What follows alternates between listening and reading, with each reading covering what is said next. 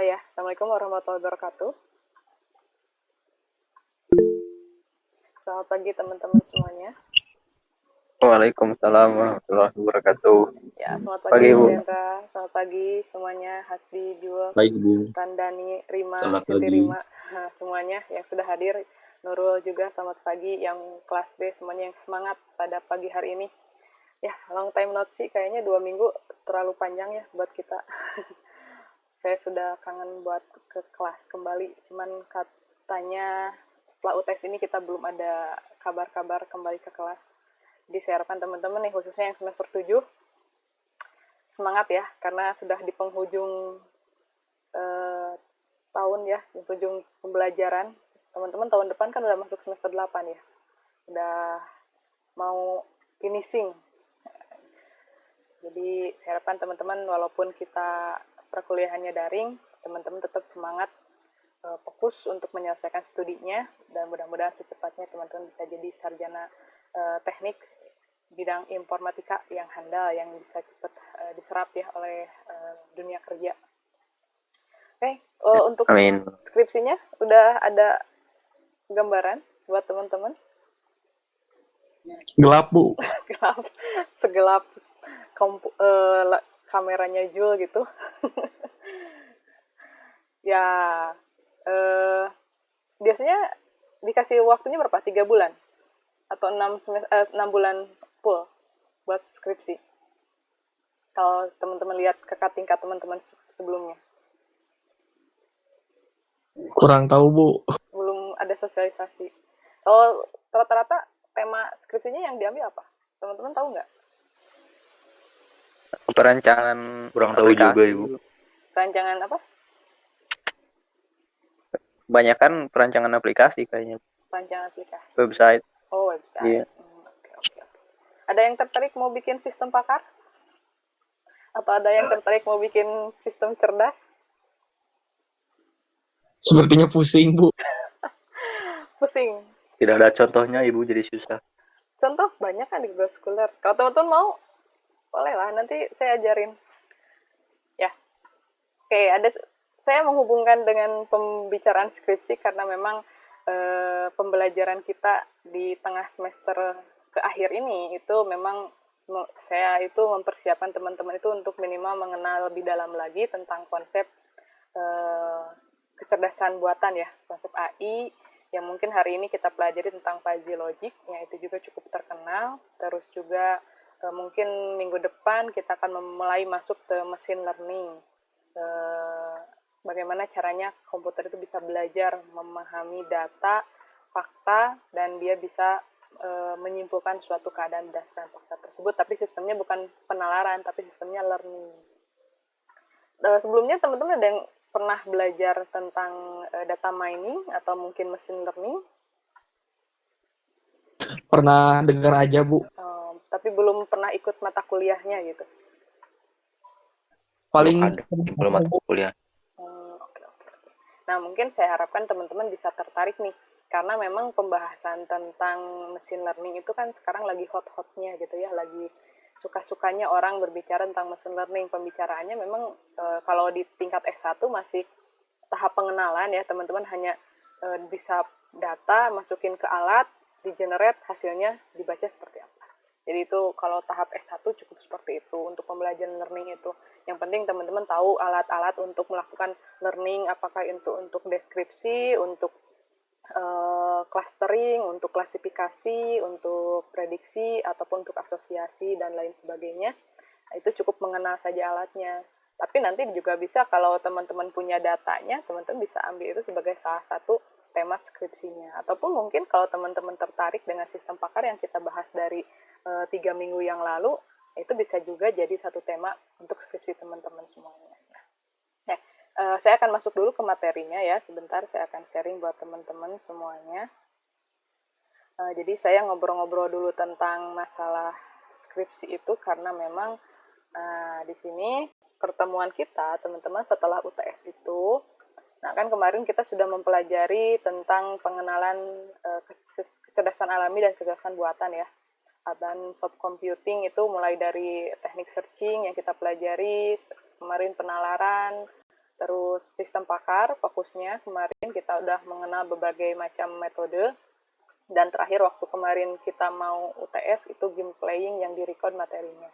Nah, sisanya untuk pembelajaran kita ke akhir nanti, itu kita akan mempelajari tentang konsep PASI, konsep learning. Memang kalau di RPS-nya, konsep learning-nya ini tujuannya untuk mempelajari jaringan saraf tiruan, tapi nanti saya akan mencoba untuk memperkenalkan beberapa konsep learning dari data mining yang lainnya gitu ya, tidak hanya sekedar jaringan saraf tiruan saja. Memang kalau dari sekarang kan tentang dari mining ke machine learning ke deep learning, memang yang paling banyak dipergunakan itu yang ini, yang jaringan saraf tiruan. Tapi nanti akan saya coba perkenalkan konsep-konsep yang lain yang biar teman-teman bisa mengenalnya, dan terakhir nanti akan berbicara tentang algoritma genetika.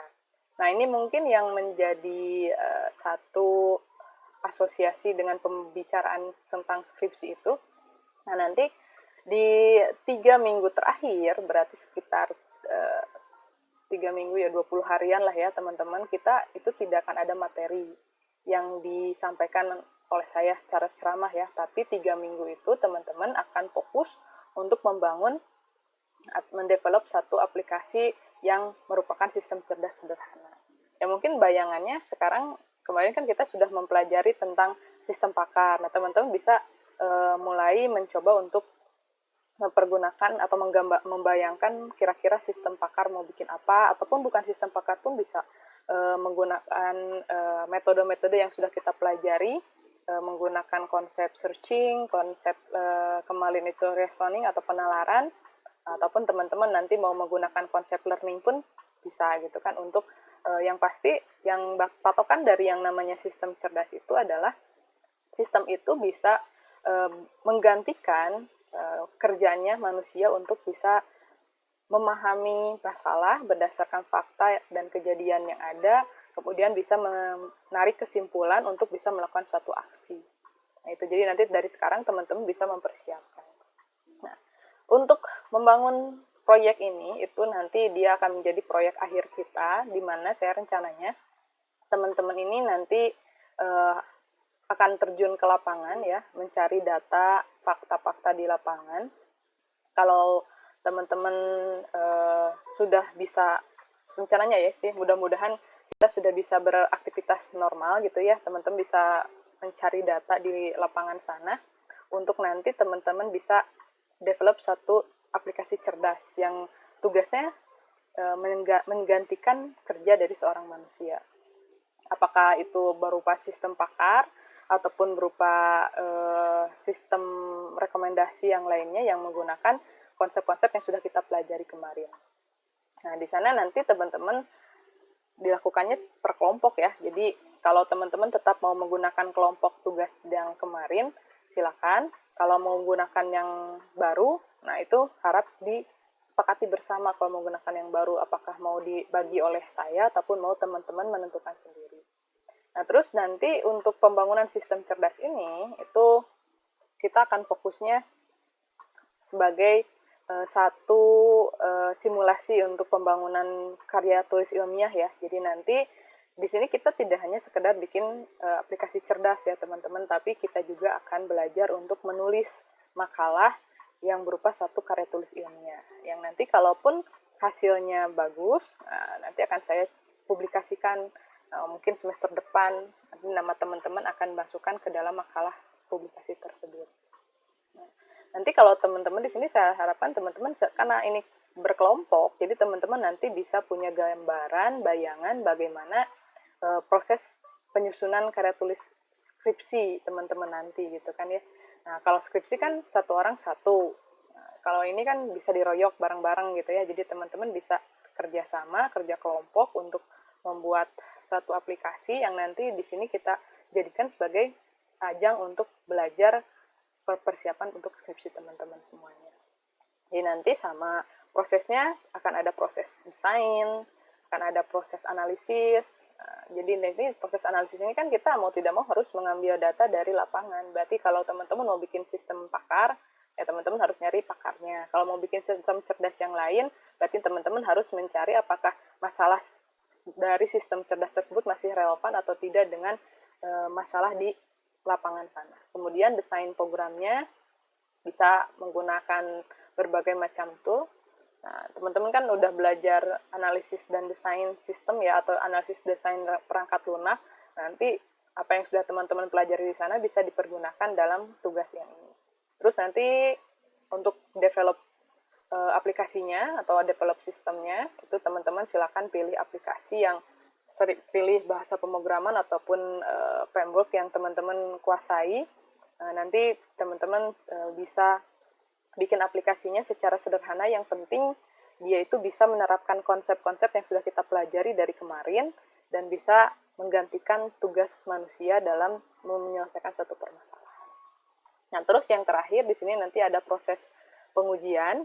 Nah, nanti proses pengujian ini teman-teman kita akan mempelajari tentang bagaimana caranya melakukan pengujian. Kalau teman-teman kan pengujian yang diketahui di rekayasa perangkat lunak itu kan namanya pengujian alpha ya, yang contohnya white box ataupun black box gitu ya. Yang biasanya banyak digunakan adalah pengujian yang sifatnya black box. Itu kan yang khusus ke perangkatnya. Nah, nanti kita akan tambahkan satu lagi, itu adalah pengujian simulasi dari Turing test gitu ya. Jadi pengujian Turing yang dimana nanti teman-teman akan membandingkan hasil keputusan yang diambil oleh sistem kita yang kita buat dengan yang diambil oleh manusia atau oleh si pakarnya tersebut. Apakah dia memiliki kesamaan, akurasinya sama ataupun berbeda. Jadi kalau seandainya ada 5 kasus contohnya yang diujikan, kalau keputusan yang diambil oleh manusia dan keputusan yang diambil oleh sistem kita itu sama, berarti akurasinya 100%. Nanti kalaupun ada perbedaan, berarti yang jadi patokan adalah si keputusan yang manusianya. Kalau ada perbedaan 1, berarti 4/5, berarti kita dapat akurasi sistem kita adalah 80%. Nah, itu jadi nanti untuk pengujiannya seperti itu. Terus nanti proses perkuliahannya seperti apa? Jadi nanti pada saat kita sudah masuk ke dalam proses penyusunan karya tulis ilmiah, itu nanti teman-teman masuk itu hanya untuk absen, terus untuk melaporkan progresnya sejauh apa pada saya gitu kan ya. Jadi nanti teman-teman cukup absen di classroom, absen di meeting tidak terlalu lama, lalu teman-teman tinggal nanti sampaikan progresnya sudah sejauh apa, ada permasalahan apa, ada kekurangan apa, nanti bisa kita diskusikan bersama. Jadi nanti untuk 3 minggu di akhir itu hanya fokus pada pengerjaan si proyek ini. Nah, nanti ada format laporannya yang akan saya bagikan nanti di saat kita memulai proyek ini. Kalau buat gambarannya nanti si format laporan ini akan saya susun dalam bentuk format makalah jurnal ya. Jadi nanti kalaupun hasilnya bagus, nanti itu bisa otomatis saya bisa langsung publikasikan. Nanti teman-teman walaupun belum sarjana teknik, tapi sudah bisa punya publikasi. Jadi pas lulus itu udah punya publikasi. Selain skripsinya, itu adalah publikasi yang kita lakukan dalam penelitian ini. Terus juga nanti untuk masalah penilaian, untuk nilai dari si proyek akhir ini, teman-teman, kalau seandainya teman-teman nanti kelompoknya mendapatkan nilai full untuk proyek akhir ini, maka nanti teman-teman berhak untuk tidak ikut ujian akhir semester. Jadi kalaupun seandainya dari proyek ini teman-teman bisa dapat nilai 100, berarti ketua kelompok bakal dapat nilai 110. Nanti UASnya cukup isi daftar hadir saja, upload saja. Nanti kalau harus mengupload file seperti UTS kemarin, teman-teman cukup upload saja keterangan bahwasanya teman-teman mendapatkan nilai dari proyek. Nah, jadi tidak perlu lagi ikut UAS. Nah, kalau yang proyeknya belum 100%, itu nanti diperbolehkan untuk ikut UAS. Nah, contohnya kalau yang cuma dapat 80 sampai range 70 itu diperbolehkan, berarti nanti akan diambil akumulasi. Kalau nilai UAS-nya bagus, nanti akan mendapat tambahan ke nilai UAS-nya. Jadi persentasenya nanti dari nilai UTS dari nilai UAS dan nilai proyeknya itu bisa kita ambil 40-60%. Nah, sedangkan kalau yang proyeknya di bawah nilai 65, nah itu wajib ikut UAS karena nanti tidak akan bisa tidak akan bisa menambah nilai untuk bisa masuk ke standar kelulusan teman-teman semuanya. Jadi nanti teman-teman dari sekarang, kelompoknya bisa mulai fokus bikin rencana kira-kira mau bikin sistem cerdas apa. memang nanti masih ada 3 materi lagi yang akan kita bahas, yang mungkin nanti bisa jadi pilihan buat teman-teman semuanya. Tuh. Kalau teman-teman sekarang sudah menuju ke akhir gitu ya, mau apalagi contoh kita menyongsong pada proyek akhir, teman-teman juga mau menyongsong skripsi. Nah, saya harapkan teman-teman mulai berkenalan dengan Google Scholar minimalnya.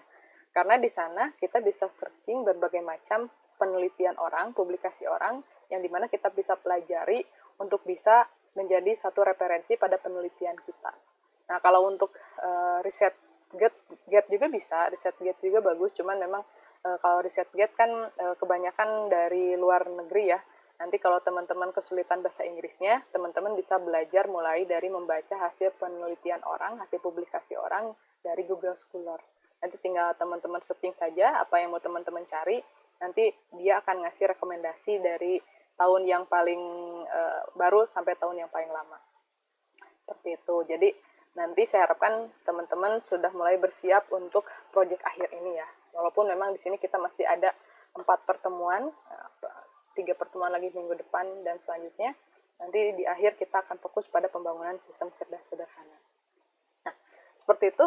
Nanti mungkin untuk pembahasan proyek akhir juga akan saya kasih waktu nanti pada saat sudah menjelang waktu proyek akhirnya ya. Ini hanya sekedar gambaran saja biar teman-teman semuanya bisa persiapan dari sekarang. Oke, kita langsung masuk ke materinya. Nah, hari ini kita akan membahas tentang konsep logika fuzzy buat teman-teman.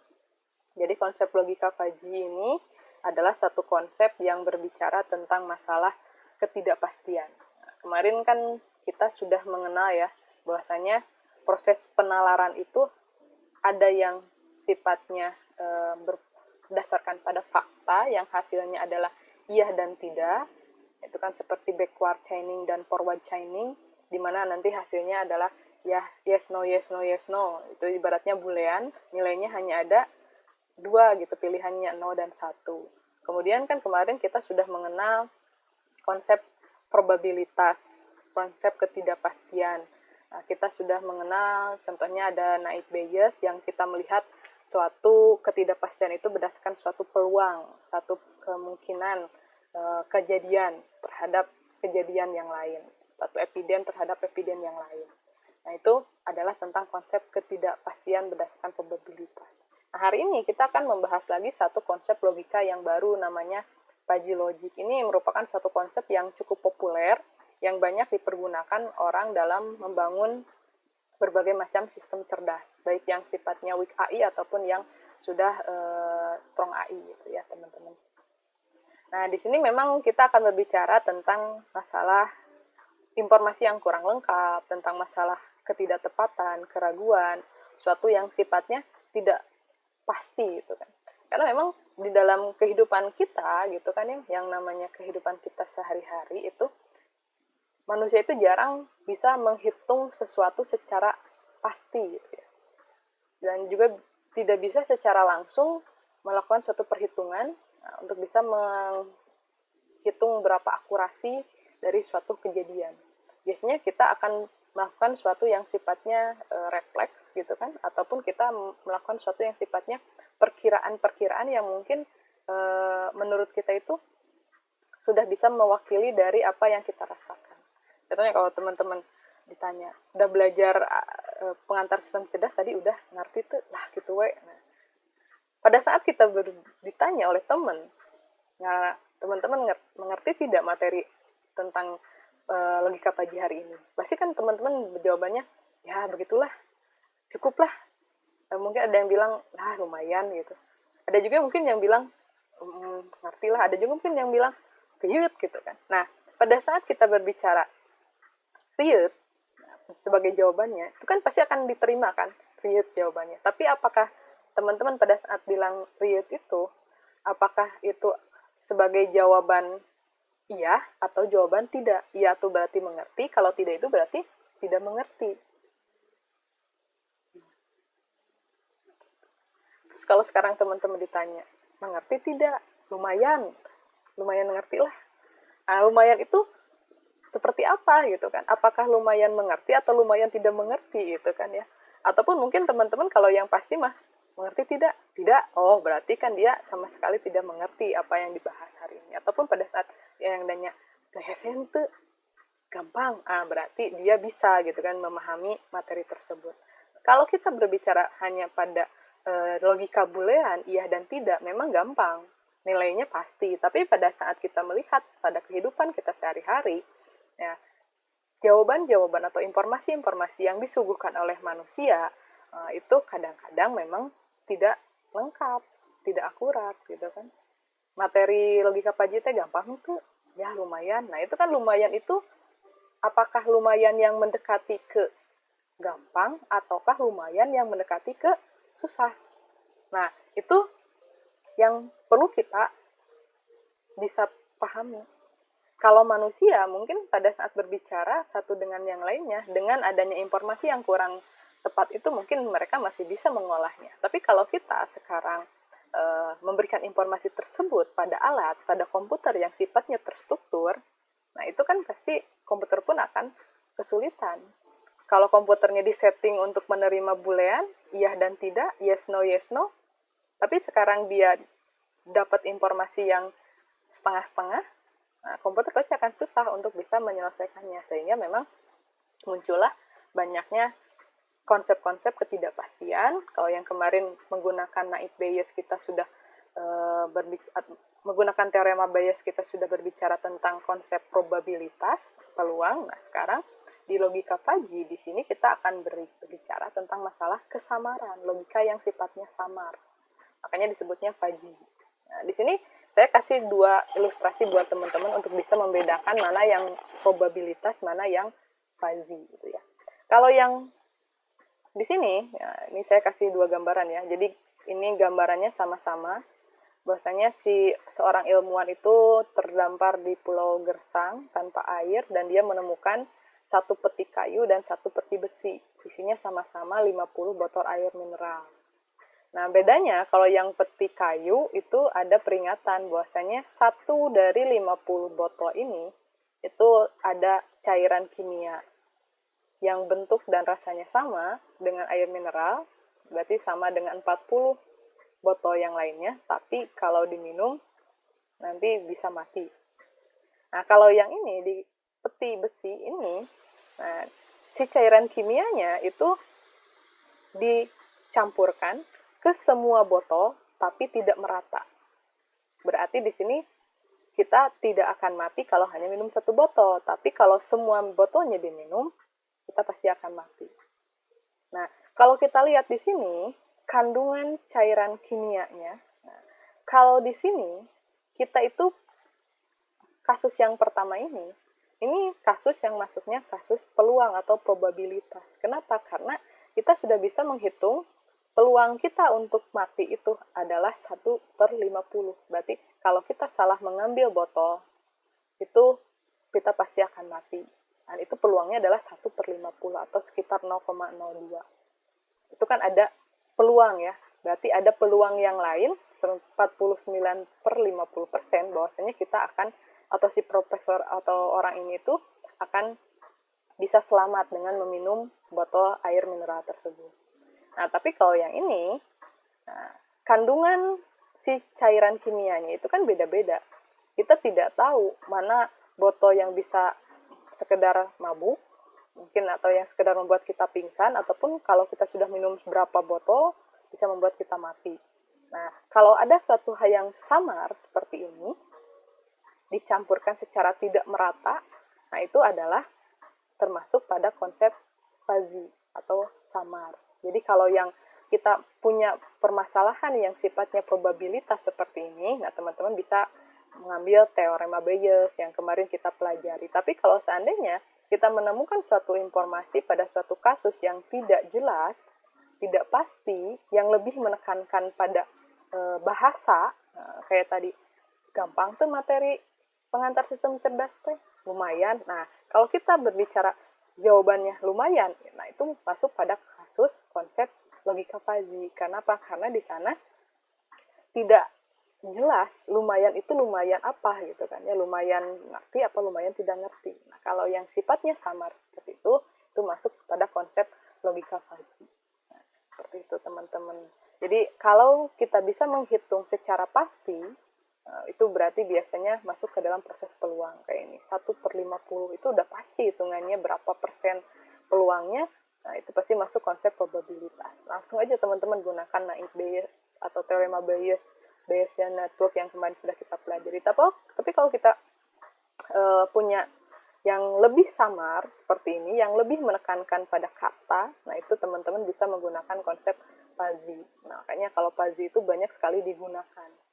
Jadi kalau fuzzy itu kalau kita ditanya udaranya dingin nggak? Nah, kalau kita menggunakan konsep boolean, nah itu pasti kita akan bilang ya dingin atau tidak dingin. Tapi kalau di fuzzy, dingin nggak hari ini? Enggak lah, lumayan gitu kan. Oh, lumayan tuh berarti dia lumayan yang mendekati ke enggak. Tapi kalau dingin nggak hari ini? Lumayan, tiris pisan. Oh, berarti dia lumayannya mendekati tiris gitu kan. Ada tiris pisan, sebenarnya ada dingin sekali gitu kan. Ada yang kurang dingin atau cukup dingin. Nah, itulah yang istilahnya ukuran-ukuran yang lebih menekankan pada kualitatif atau pada bahasa, itu bisa diproses menggunakan logika fuzzy. Karena kalau yang lebih menekankan pada bahasa, menggunakan logika boolean, nah itu pasti dia akan kesulitan. Sehingga di sini kalau kita punya ukuran-ukuran yang sifatnya cukup, kurang, sedang, sedikit, itu ukuran-ukuran yang tidak pasti hitungannya, itu berarti teman-teman bisa nanti melakukan suatu develop sistem cerdas menggunakan logika fuzzy. Nah, kita akan lebih lihat lagi, lebih jelas lagi seperti apa logika fuzzy itu. Jadi di sini logika fuzzy ini dia punya yang namanya derajat keanggotaan. Derajat keanggotaan itu nanti akan ada rentang 0 sampai 1. Jadi kalau tadi pada saat ditanya materi logika fuzzy itu gampang atau tidak, berarti rentangnya itu adalah 0-nya tidak, berarti tidak gampang, dan 1-nya itu berarti iya gampang. Nah, tapi si fuzzy ini punya derajat keanggotaan yang sifatnya real. Real itu apa? Berarti di antara 0 dan 1. Berarti bakal ada nanti yang sifatnya itu 1/3 gampang, atau 2/3 gampang, atau 1/5 gampang, atau 4/5 gampang. Nah, jadi nanti kita akan punya satu ukuran yang dimana ukurannya itu tidak 0 dan tidak 1, tapi di antara 0 dan di antara 1 tersebut. Sehingga di sini memang logika fuzzy ini cocok sekali dipergunakan untuk sesuatu yang memang diekspresikannya menggunakan bahasa. Seperti, ngebut tidak kamu naik motor hari ini? Ya, lumayan lah gitu, lumayan ngebut. Nah, lumayan ngebut itu, terus juga, ya enggak lah, pelan, atau agak cepat, atau cukup cepat, atau sangat cepat. Nah, itu kan suatu ukuran-ukuran yang lebih menekankan pada bahasa. Nah, sehingga di sini, kalau kita punya satu informasi yang dimana ukuran besarannya itu lebih diekspresikan menggunakan bahasa, maka kita bisa masukkan penyelesaian masalahnya tersebut menggunakan logika fuzzy. Nah, terus juga nanti kalau seandainya pengolahan nilainya di sini menggunakan batasan seperti sangat, sedikit, kurang lebih, nah, itu pun adalah urusan yang digunakan oleh logika fuzzy. Nah, sehingga di sini karena logika fuzzy ini bisa masuk pada permasalahan yang sifatnya bias, yang sifatnya samar, sehingga memang komputer yang semulanya tidak bisa mengolah data yang samar ini, dia bisa mengolah data yang tidak pasti, yang sifatnya samar, itu menggunakan fuzzy logic, sehingga dia bisa meniru cara manusia dalam menyelesaikan permasalahan yang sifatnya samar. Nah, jadi di sini makanya tadi dibilang logika fuzzy ini cukup populer dipergunakan oleh banyak orang karena dia bisa membuat komputer bisa mengolah data yang sifatnya sama. Kelebihan-kelebihannya itu konsepnya mudah dipengerti. Nanti akan saya kasih contoh kasus buat teman-teman di belakang. Nah, saya sendiri dalam pelajari logika fuzzy ini memang cukup cepat ya, karena memang mudah dipelajari, banyak contoh. Teman-teman kalau lihat juga searching saja di Google Scholar, itu banyak sekali penelitian-penelitian orang yang menggunakan logika fuzzy. Terus dia sangat fleksibel, punya toleransi terhadap data yang tidak tepat, terus juga dia punya model yang fungsinya non-linear, bisa diimplementasikan pada berbagai macam masalah. Terus juga dia didasarkan pada bahasa alami, yaitu tadi yang dimana konsep-konsepnya lebih menekankan pada ukuran besaran yang lebih bahasa gitu ya. Cukup, iya, tidak, lumayan gitu kan. Yang sifatnya ukurannya kata-kata gitu, bukan ukuran angka. Nah, itu di mana kita bisa menggunakan logika Fuzzy di sana. Untuk bisa memahami logika Fuzzy itu diawali dengan yang namanya himpunan Fuzzy. Jadi ada suatu himpunan yang disebutnya Fuzzy set atau himpunan Fuzzy yang di sini kita harus bisa memahami yang namanya logika Fuzzy, himpunan Fuzzy dengan himpunan Cripps gitu. Nah, kalau dalam satu ilustrasi, nah biasanya kalau dalam suatu perhitungan seleksi beasiswa, contohnya di sini ada 2 mahasiswa A dan B, dia itu punya IPK 3, si A ini, dan hasil tesnya dia 8. Si B, dia punya IPK 2,9999 gitu ya, yang bedanya cuma 0,000 sekian dengan si A ini, tapi dia punya nilai tes yang cukup besar. Nah, pada saat sekarang masuk pada proses seleksi dengan aturan di mana IPK-nya harus lebih besar sama dengan 3 dan tesnya harus lebih besar sama dengan 8. Nah, maka si beasiswa ini itu akan didapatkan oleh si A. Ya, karena dia di sini bisa memenuhi 2 kriteria ini. Walaupun memang mungkin dianggap tidak terlalu adil ya. Kenapa? Karena si B pun IPK-nya cuma beda dikit gitu kan. Apalagi si B itu punya nilai tes yang lebih besar. Tapi karena di sini perbedaan yang sedikit ini gitu kan tetap menjadi suatu patokan yang pasti, sehingga walaupun beda IPK-nya hanya 0,0001 tapi aturannya dia itu adalah yang harus memiliki IPK lebih dari sama dengan 3, nah, sehingga si B ini tidak bisa masuk ke dalam aturan tersebut. Nah, kalau yang sifatnya pasti seperti ini, yang sifatnya tegas, walaupun perbedaannya hanya sedikit, itu adalah yang namanya Cripps, teman-teman. Jadi di sini kita bisa dulu membedakan ada aturan pembedanya secara tegas. Sehingga nanti kita harus punya aturan jelasnya, baru nanti kita akan melihat fuzzy-nya itu di sebelah mana. Jadi kalau aturan yang membedakan secara jelas, walaupun perbedaannya hanya 0,0001, nah, itu aturannya harus lebih dari sama dengan 3. Nah, itu kan jelas sekali, sehingga si B walaupun nilai tesnya besar, IPK-nya tetap kurang 0,00 sekian dari 3, itu dia tidak diterima, maka itu adalah yang namanya aturan Cripps atau Cripps set-nya gitu ya, yang mana aturannya yang membedakan antara satu dengan nilainya dengan tegas. Nah, si Cripps set ini dia merupakan himpunan yang membedakan mana anggota dan mana non-anggota. Jadi kalau kita memiliki satu himpunan dengan aturan dia itu nilainya lebih dari 2, maka sudah pasti yang masuk pada anggota himpunan ini adalah nilai-nilai yang berada di daerah yang di abu-abu ini. Sedangkan daerah yang tidak abu-abu, berarti dari 2 ke sini itu merupakan non-anggota. Nah, jadi si posisi 2 ini dia menjadi satu pembatas yang jelas. Mana yang menjadi anggota, mana yang bukan anggota. Berarti yang menjadi anggota dimulai dari 3, 4, 5 karena dia bilangan integer. Kalau dia bilangan real, berarti anggota dari si C ini akan dimulai dari 2,00001. Itu sudah masuk ke C. Tapi kalau 2,0 saja, itu dia belum masuk ke C. Karena di sini dia harus lebih dari 2. Seperti itu. Jadi Cripps set itu adalah satu aturan yang jelas, yang membedakan mana nanti anggota dan mana yang non-anggota. Nah, sedangkan kalau yang si Fuzzy set, himpunan Fuzzy di sini, itu adalah di mana kita menyatakan satu keanggotaan X pada satu himpunan A dengan yang namanya derajat keanggotaan. Nah, kalau ibaratnya U ini adalah himpunan semesta, jadi semua objek yang dibicarakan itu adalah U, dan X itu adalah anggota U. Nah, kalau si A ini merupakan Fuzzy set, maka nanti kita bisa mengukur suatu derajat keanggotaan dari X pada A ini menggunakan satu fungsi tertentu yang dimana nanti dia punya range intervalnya adalah 0 dan 1. Jadi kalau 1, dia itu berarti sudah pasti anggota dari set A. Kalau 0 itu dia sudah pasti bukan anggota dari set A. Tapi ada juga tambahannya, yaitu suatu anggota A yang dia punya derajatnya itu range-nya dari 0 sampai dengan 1. Oke, lebih jelasnya contohnya di sini. Di sini saya punya X.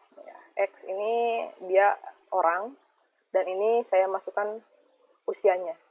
1, 2, 4, ada berapa ya ini? 1, 2, 3, 4, ada 9.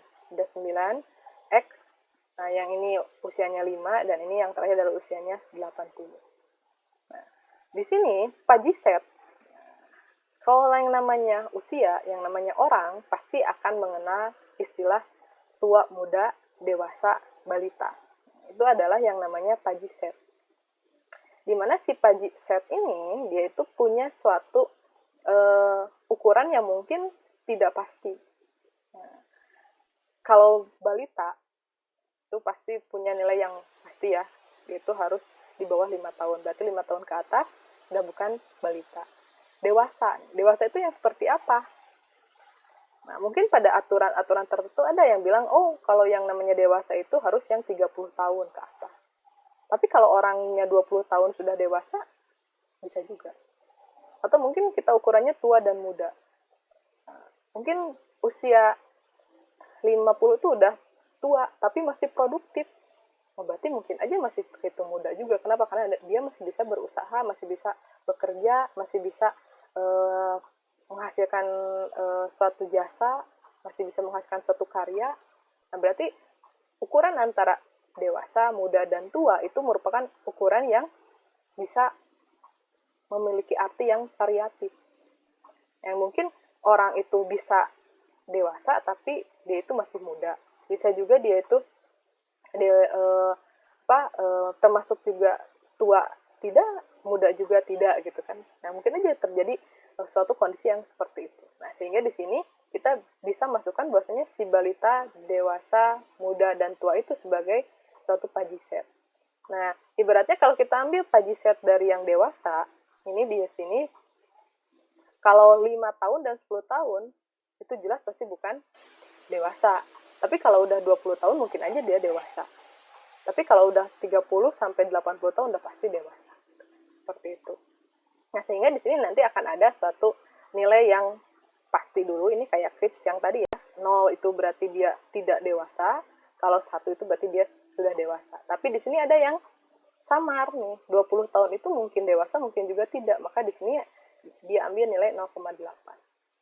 Nah, berarti si X yang usianya 20 tahun ini, dia itu punya derajat keanggotaan 0,8 pada set dewasa.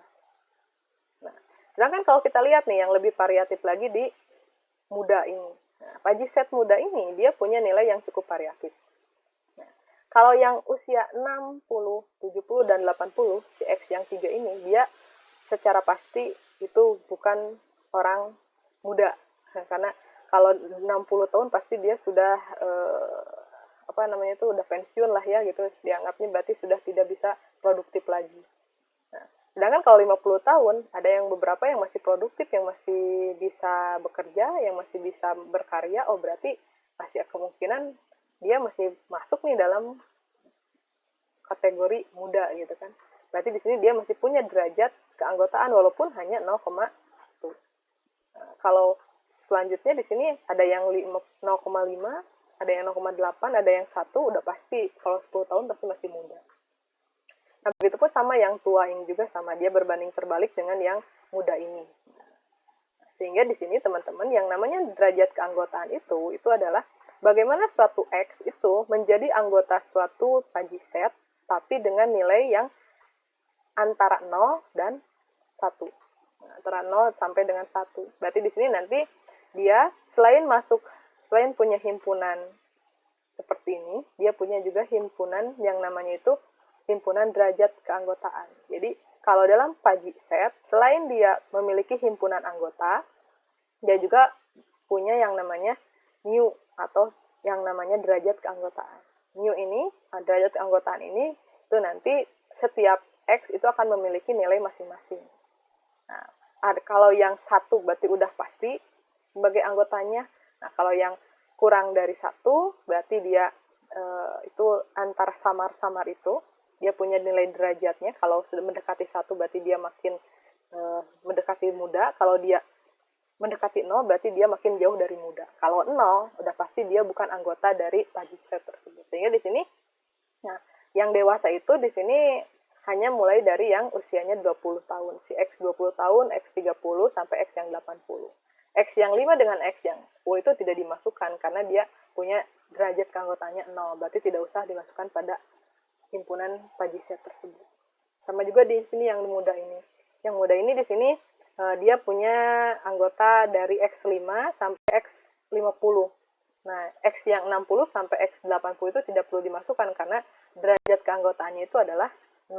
Gitu ya, teman-teman. Jadi tidak perlu kita masukkan lagi karena memang derajat keanggotaannya di sini sudah 0. Jadi tidak perlu dimasukkan kepada keanggotaannya. Oke, itu adalah contoh Pagi set. Jadi kalau himpunan biasa itu yang Krip set ini kan dia punya batasan yang jelas ya, contohnya seperti ini. Tapi kalau Pazi itu, dia itu biasanya punya satu definisi yang cukup samar, sehingga di sini nanti ada yang memiliki nilai pasti 0, ada yang punya nilai pasti 1, tapi ada juga yang memiliki derajat keanggotaannya antara 0 dan 1. Nah, yang menjadi anggota dari Pazi set ini adalah semua yang memiliki nilai derajat lebih dari 0 sampai 1. Nah, kalau yang derajat keanggotaannya 0 itu tidak masuk pada Pagi set tersebut. Nah, di sana jadi teman-teman yang namanya logika Pazi itu ya di sana pasti kita akan berbicara satu yang sifatnya abu-abu lah gitu ya. Jadi kalau tidak hanya iya dan tidak, tapi ada juga yang tengah-tengah seperti itu. Nah, kalau kita melihat dari notasi penulisan Pagi set ini pasti teman-teman agak susah gitu. Kenapa harus dibagi dikali? Itu bukan dibagi atau dikali ya. Ini tuh pasangannya gitu. Jadi tadi itu kan kalau kita punya anggota Pagi set muda dengan anggota X5, 10, 20, 30, 70, 40 dan 50, maka pada saat dia dinotasikan, maka dia akan berpasangan dengan yang ini. Nah, ini mah mu itu berarti ukuran dari derajat keanggotaannya. Nah, 5 itu derajat keanggotaan pada muda itu adalah 1.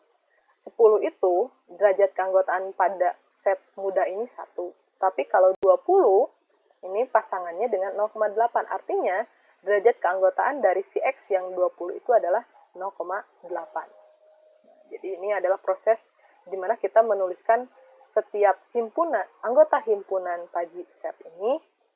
Nah, dia memiliki anggota X-nya, nah ini X-nya, anggotanya ya.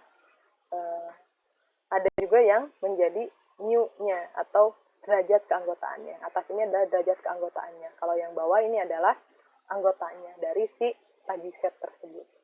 Nah, jadi memang penulisannya itu menggunakan notasinya seperti ini. Nah, ini adalah notasi untuk data yang berupa diskrit. Nah, ini adalah data yang berupa kontinu.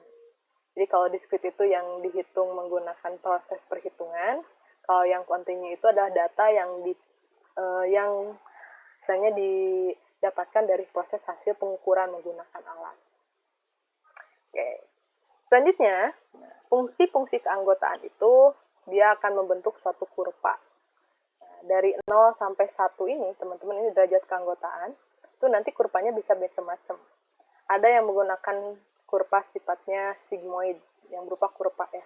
Di mana di sini nanti ada suatu posisi di mana ada satu anggota yang beberapa yang memiliki nilai 0, ada yang memiliki nilai 1, dan banyak di antaranya yang memiliki nilai di antara 0 dengan 1. Sehingga di sini kurvanya tidak lurus ya teman-teman, tapi kurvanya berupa suatu elips ya, berupa kurva yang seperti ini. Dan nanti dia akan memiliki proses perhitungannya masing-masing. Nah, jika di titik A ini, gitu, posisi kita di titik A, maka kalau kita berada di titik A sampai 0, nah itu kita masuk pada derajat yang 0. Berarti kalau kita memiliki suatu objek yang dimana posisinya dia itu berada di X-nya itu sama dengan kurang dari A atau sama dengan A, maka dia punya derajat keanggotaannya 0. Nah, untuk yang A di antara untuk yang X di antara A dan B, nah itu dia akan dihitung derajat keanggotaannya menggunakan rumus yang ini. Contoh, kalau A-nya di sini adalah hitungan 10. Oke ya. Oke, kita bikin satu perhitungannya di sini. Kalau A-nya di sini contohnya dengan 10. Nah, si B ini adalah contohnya adalah usia 30 ibarat. Dan si C ini contoh tadi adalah contohnya adalah usia 50. Nah, maka kalau penentuan dari taji set tersebut, nah, itu tadi contohnya untuk tua gitu ya. Nah, maka dia kalau 50 ke atas, dia itu pasti nilainya 1. Kenapa? Berarti udah pasti tua nih. Kalau dia lebih dari 50, ibaratnya kayak gitu. Terus kalau dia kurang dari 10, berarti dia tidak tua, ibaratnya seperti itu ya teman-teman. Nah, jadi kalau kita punya satu X yang posisinya kurang dari A atau 10 di sini, maka dia itu akan memiliki nilai derajat keanggotaannya 0, berarti bukan anggota dari tua, ibaratnya seperti itu. Tapi kalau seandainya kita punya X di sebelah sini nih, nah, X-nya di antara, nah kita punya X di sini, X-nya di antara A dengan B, maka kita akan menggunakan proses perhitungan yang ini. Jadi nanti, contoh kita akan hitung X-nya itu adalah contohnya 20. Nah, kita masukkan aja 20 dikurangi 10, dapat 10 gitu kan ya, dikali 2 di 20. Terus ini 10 dikurangi 20 dikurangi 10 kita dapat 10. Terus ini si C-nya dikurangi A dapat berapa, nanti dikuadratkan dikali 2. Kalau kita mau menghitung yang berada di range antara B dengan C, nah, contoh X di sini Y ya, contoh ini titik Y, maka kalau Y dia akan menggunakan proses perhitungan yang ini. Nanti nilai X-nya berapa, nilainya berapa, nanti dikuadratkan. Berarti ini menggunakan persamaan kuadrat, teman-teman. Ya. Jadi nanti kita akan ketemu dengan C pangkat 2 dikurangi XC ditambah XA dikali C kuadrat dikurangi AC dikurangi XC ditambah AX. Nah, itu nanti berarti bakal ada perhitungannya menggunakan persamaan kuadrat. Teman-teman waktu di kalkulus ya mungkin ya udah ketemu dengan perhitungan seperti ini. Nah, terus selanjutnya ada yang menggunakan bentuk V. Nah, bentuk V itu di mana di sini teman-teman ada satu bahasannya. Kalau kita mau menggunakan derajat keanggotaan yang bentuknya V, nah ini ada syaratnya, di mana hanya ada satu X yang memiliki nilai derajat yang 1. Jadi pada saat kita punya nilai X yang tersebar dari titik sini sampai titik sini, nah ini nilai X-nya di sini sampai sini, nah, yang punya nilai pasti pada set itu adalah hanya 1. Sehingga nanti di sana akan ada satu perbedaan antara titik sebelum posisi yang 1 ini dengan posisi yang sudahnya. Pi ini, karena posisinya melengkung seperti ini, maka nilai-nilai di sekitaran X, C di sini, dia akan memiliki nilai yang mendekati 1. Jadi, perbedaan antara si C dengan yang sebelum C dan yang setelah C itu, perbedaannya tidak terlalu tajam. Sehingga di sini kurvanya nanti berbentuk seperti kurva Pi seperti ini. Nah, sehingga di sini nanti, kalau kita punya satu X yang berada di posisi, di sini ya posisi contoh X-nya anggap itu nilainya adalah nilai 30, maka kalau kita punya X di posisi 0 contohnya sampai 30, maka kita akan melakukan perhitungan derajat keanggotaannya menggunakan rumus ini. Nah, tapi kalau kita punya X yang di antara atau setelah C lebih besar daripada C di sebelah sini ibaratnya X-nya, maka kita menggunakan rumus yang ini. Nah, nanti tinggal kita tentukan C-nya itu berapa, X-nya berapa, B per B-nya di sini, C min B-nya berapa, C min B dibagi 2 berapa, nanti tinggal kita hitung-hitung saja. Ya, jadi nanti kita tentukan C-nya di sini berapa, B-nya kita tentukan berapa. Terus ada lagi adalah fungsi yang segitiga. Fungsi yang segitiga itu sama dengan fungsi yang pi, di mana di di sini syaratnya ada satu nilai X yang memiliki derajat keanggotaan 1.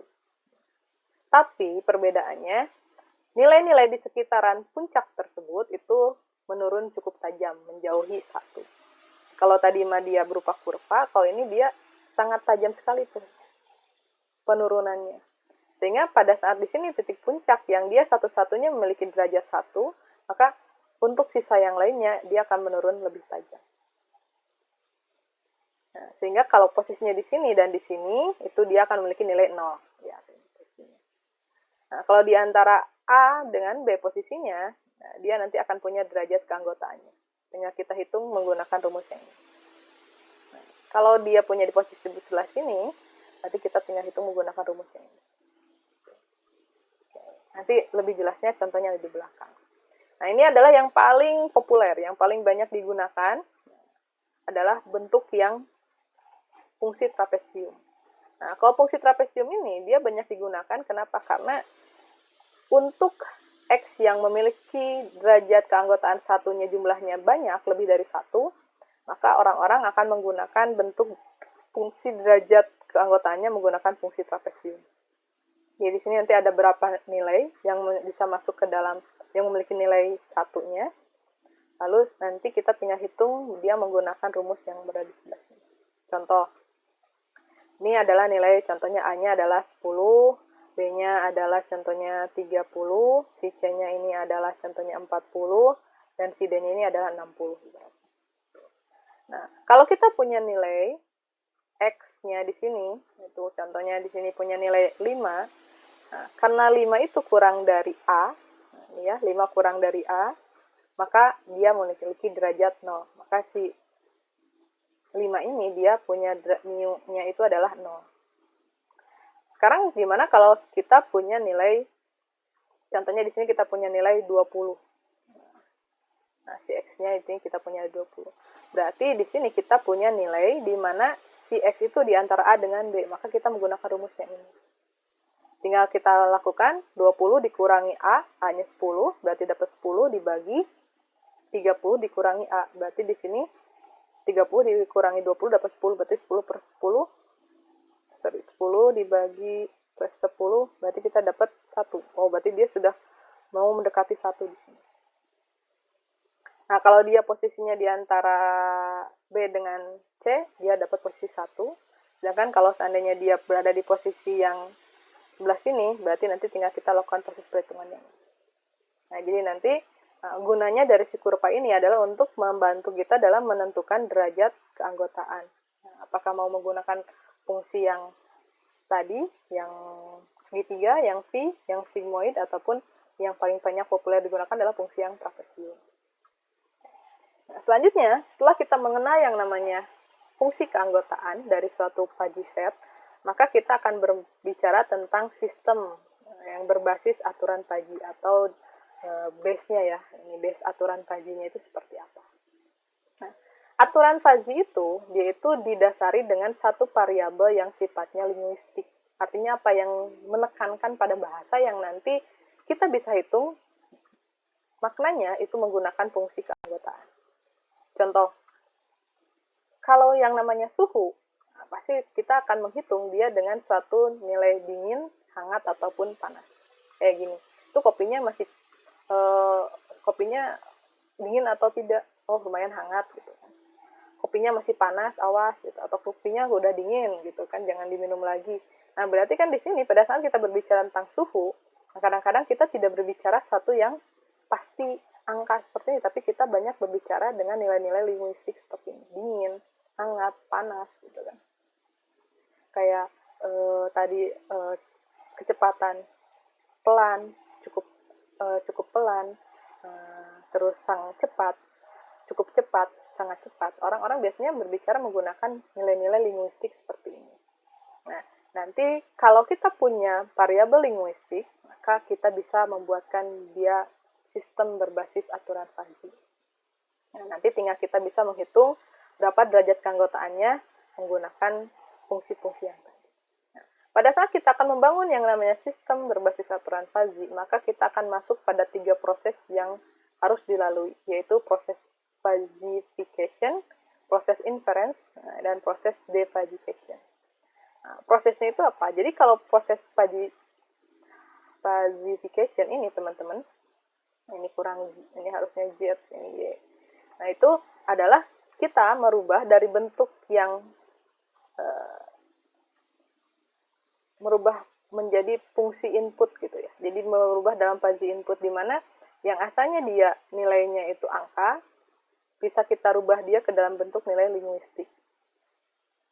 Jadi kalau seandainya kan fuzzy itu dia punya variabel linguistik. Kalau kita sekarang dia ada kasih nilai berupa nilai yang crisp, yang hitungan pasti, nah di dalam proses fuzzification ini, nanti si nilai ini dia akan dirubah ke dalam bentuk nilai linguistik yang nanti dia akan dihitung juga berapa derajat keanggotaannya. Sehingga nanti kalau di sini ibaratnya kita berbicara tentang suhu, ibaratnya di sini fuzzification tentang suhu. Nah, kalau kita di sini contohnya punya suhu 15 derajat, nah nanti di sini tinggal kita bisa dihitung dia itu berapa sih nilai dari mu untuk suhu panasnya gitu kan. Berapa sih dia nilai mu untuk suhu dinginnya, berapa dia nilai mu untuk suhu contohnya hangatnya. Nah, jadi nanti di sini dia akan dirubah ke dalam bentuk-bentuk nilai-nilai pada variabel linguistiknya. Yang asalnya dari nilai crisp ke dalam bentuk fuzzy. Nah, selanjutnya kalau proses inference itu proses penalaran sama seperti kemarin. Bagaimana caranya kita membaca satu rules gitu ya. Jadi nanti dari yang sudah punya nilai fuzzy-nya tinggal kita baca di rules-nya seperti apa. Yang nanti dia akan menghasilkan satu output yang masih berupa bentuk fuzzy. Jadi masih berupa mu pada variabel linguistik tertentu. Kemudian masuklah proses defuzzification, di mana di sini kita mengembalikan dari bentuk fuzzy ke dalam bentuk crisp. Nah, yang asalnya dia berupa variabel linguistik, balik lagi ke bentuk angka. Jadi intinya dari angka, dari bentuk kuantitatif, teman-teman ya, itu masuk ke proses fuzzy, kemudian dia olah sampai nanti dia balik lagi ke bentuk angka. Seperti ini. Itu adalah untuk proses dari pembangunan sistem berbasis aturan fuzzy. Proses inference-nya di sini itu teman-teman dia biasanya cukup sederhana berupa if dan else saja. Biasanya ada satu yang menjadi variabel penentu dan ada satu yang menjadi variabel yang diimbaskan oleh si variabel penentu ini. Jadi di sini ada variabel bebas. Contohnya ini antecedents ini variabel bebas. Nanti dia yang akan merubah si variabel yang tidak bebas ini. Jadi si variabel yang tidak bebas ini dia akan tergantung sekali pada yang ada di sini. Nah, contoh ini biasanya dibentuk dalam bentuk if bla bla bla dan bla bla bla, if bla bla dan bla bla bla. Nah, proses inferensinya pada fuzzy memang ada beberapa jenis fuzzy ya. Yang terkenal itu satu adalah fuzzy Mamdani, di mana dia punya bentuk yang sederhana. Contohnya jika X adalah A1, jika X2 adalah A2, dan terus sampai dan XN adalah AN, nah, maka Y itu adalah B. Ini adalah bentuk dari si fuzzy Mamdani. Nah, bentuk yang lainnya ada bentuk dari Sugeno, Takagi, Sugeno, dan Kang. Itu bentuknya hampir sama depannya dengan yang tadi, bedanya adalah di bagian belakang ini. Bahwasanya di sini ada satu fungsi yang nanti bisa kita buat untuk menentukan variabel outputnya. Di perbedaannya adalah di den-nya aja, di variabel yang tidak bebasnya yang menjadi nanti berhubungan dengan nilai-nilai yang berada di interval outputnya. Ataupun juga biasanya si F ini itu merupakan fungsi kombinasi linear yang nanti dia memasukkan nilai W yang merupakan konstanta bilangan real yang merupakan bagian dari si aturan fuzzy. Tapi yang paling banyak saya temukan di beberapa penelitian itu yang Mamdani. Nah, contoh kasus. Nah, sini saya teman-teman bisa memperhatikan contoh kasusnya.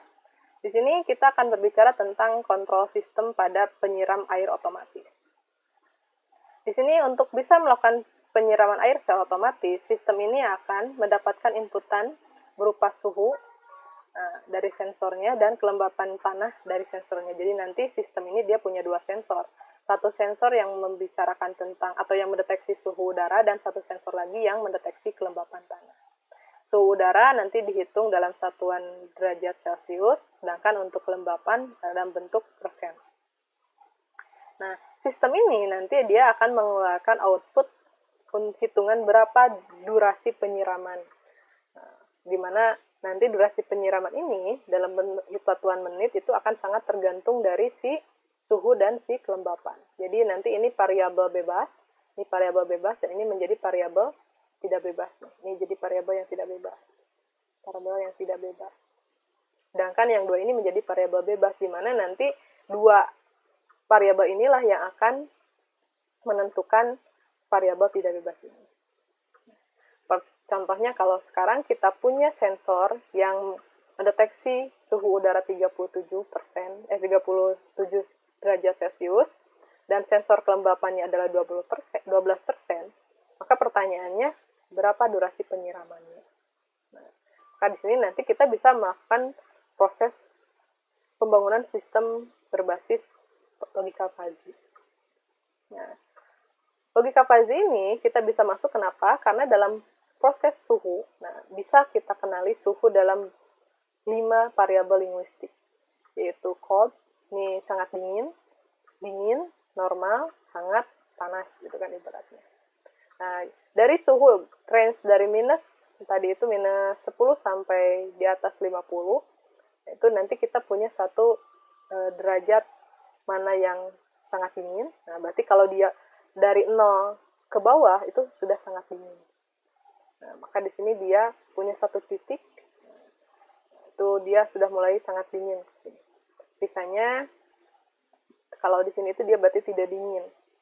Nah, berarti kalau di antara 0 dan 1, itu masih disebut dingin, sangat dingin, tapi dengan derajat yang berbeda. Nah, kalau yang dingin, itu mulainya dari 0 sampai 3, ibaratnya seperti ini di sini. Dingin itu contohnya dari 3 sampai 12. Nah, ini derajat 3 sampai 12 dingin. Maka nanti dari 0 sampai 3 ini ada derajat antara 0 dan 1. Berarti dia punya nanti bias di sebelah sini.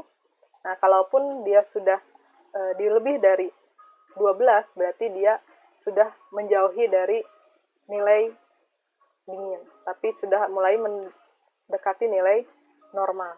Norma itu contohnya dari 15 sampai 24. Seperti ini. Nah, inilah kenapa yang paling banyak digunakan adalah bentuk yang trapesium. Karena biasanya dalam satu fuzzy set ini yang memiliki derajatnya 1, nah, yang contohnya masuk ke dalam dingin, itu biasanya tidak hanya 1, tapi ada beberapa. Contohnya dari 3 derajat sampai 12 derajat itu adalah masuk area yang masih dingin. Nah, berarti diantaranya ini yang masih punya derajat yang diantara 0 dan 1. Itu pun sama. Nah, jadi kalau kita pisahkan sebenarnya teman-teman, makanya disebut derajat trapesium itu, contoh kalau kita ambil yang cold ya. Berarti cold itu kalau dari minus 10 sampai 0, maka dia bentuknya seperti ini kan. Ini 1 ibaratnya, ini mu-nya. Nah, mu-nya. Jadi dia seperti ini. Nah, sampai titik 0. Nah, gitu ya. Titik 0. Nah, sampai 3 pun itu dia masih dingin, tapi dengan derajat yang makin menjauhi seperti ini. Berarti kalau dia sudah 3, itu dia sudah tidak dingin. Tapi di antara 0 dengan 3 itu masih masuk pada derajat dingin. Makanya dia bentuknya seperti trapesium. Terus kalau bentuk yang contoh di sini ya, saya contohkan gambar untuk ini derajat 0, mu-nya sampai 1 beratnya. Contohnya saya ambil yang normal. Normal itu dia punya angka dari 12, 15, ini 12, 15 ya. Terus ada 24, suhu normal sampai 27. Nah, yang disebut dengan suhu normal itu ada 15. Nah, ini ya. Itu dari 15 sampai 24 itu punya nilai 1. Nah, 15 sampai 24 dia punya nilai 1. Tapi dari 12 pun dia sudah masuk suhu normal, tapi dengan derajat yang mendekati 1. Tapi kalau udah lebih dari 24 sampai 27, dia masuk normal, tapi sudah menjauhi nilai 1. Sehingga bentuknya menjadi trapesium seperti ini. Nanti bagaimana kalau kita ingin, kan ini suhu normal. Bagaimana kalau kita punya nilainya adalah 25? Berapa derajat keanggotaan pada suhu normal? Berarti 25 itu ada posisi di sini. Berarti nanti kita tinggal pakai rumus. yang tadi ada di fungsi keanggotaan trapesium.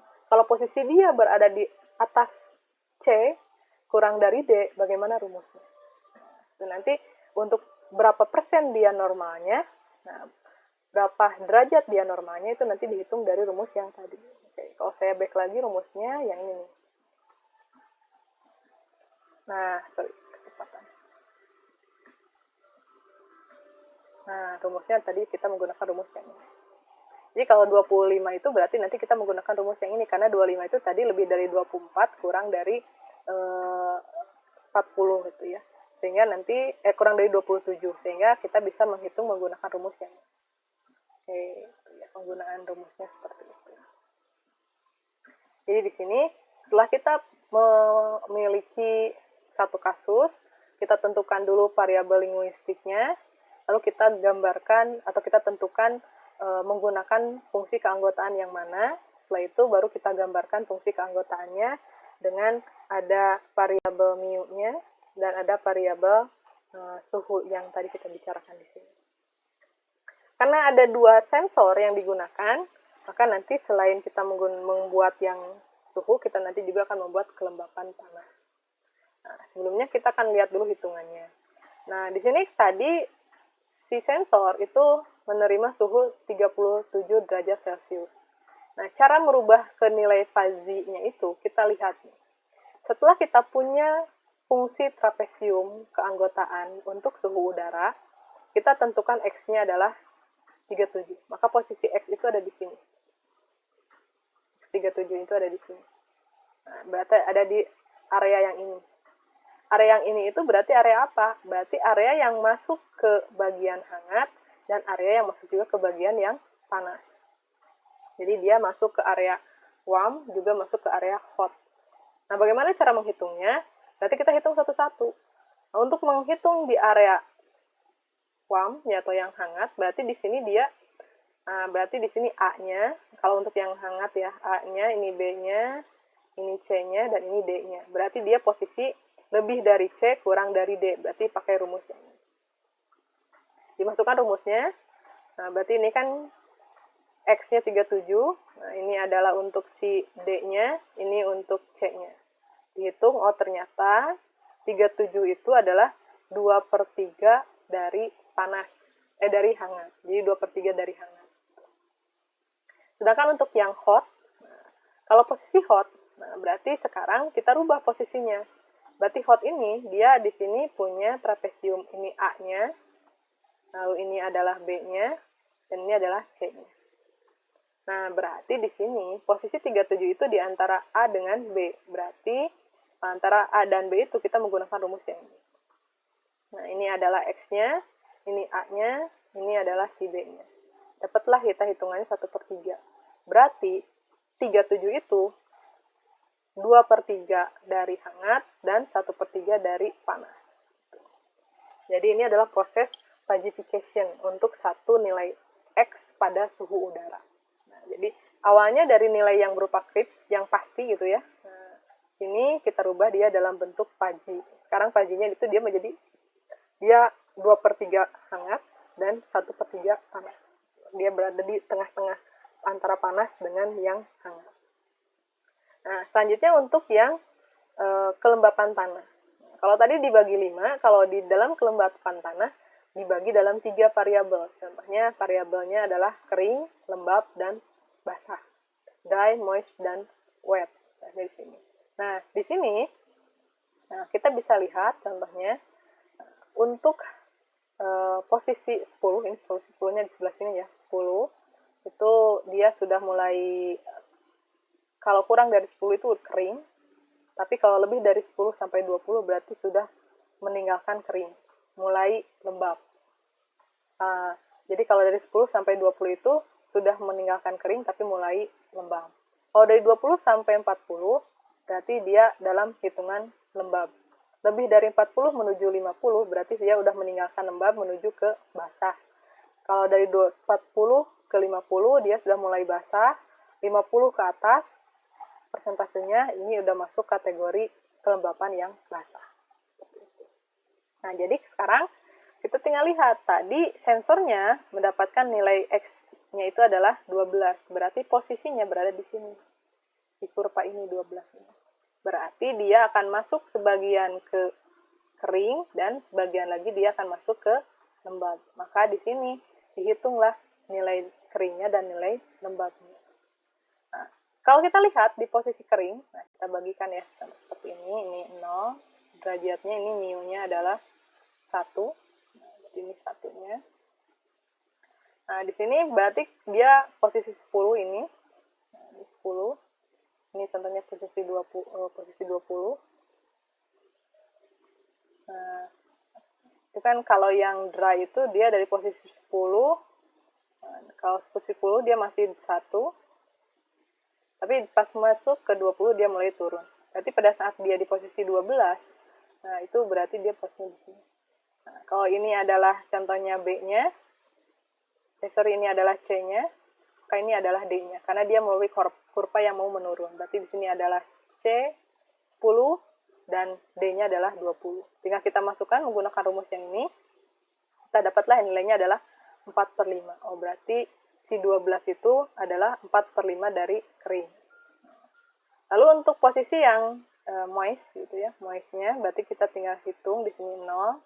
Berarti moist itu dari 10, 20, 40, dan 50. Bentuknya kurvanya seperti ini. Kalau dia 20, berarti dia udah termasuk lembab sampai persentase 40, jadi lalu dia turun ke 50 untuk meninggalkan posisi lembab. Berarti kalau kita punya 12 di sini, nah berarti dia posisinya adalah antara A dengan B. Nah, berarti rumusnya menggunakan yang ini. Ini A-nya, ini B-nya, dapatlah ternyata dia itu 1/5 lembab. Nah, berarti yang asalnya dia punya angka crisp 12%, sekarang sudah berubah dalam bentuk fuzzy, yaitu 4/5 kering dan 1/5-nya adalah lembab. Nah, dari proses fuzzification ini kita punya 4 nilai fuzzy input, di mana pada suhu ada hangatnya 2/3 dan panasnya 1/3, sedangkan pada kelembapan tanah keringnya adalah 4/5 dan lembabnya adalah 1/5. Nah, itu adalah nilai dari hasil fuzzification. Yang asalnya di sini adalah tadi itu adalah 30 derajat Celcius, yang ini asalnya adalah 12% kelembapan, sekarang di fuzzification hasilnya jadi seperti ini. Nah, setelah proses fuzzification, selanjutnya adalah proses inferensi atau proses penalaran. Nah, di sini outputnya itu adalah tentang durasi penyiraman. Jadi inferensi kita mulai berbicara tentang masalah output. Output di sini dia punya nilai linguistik 3. Contohnya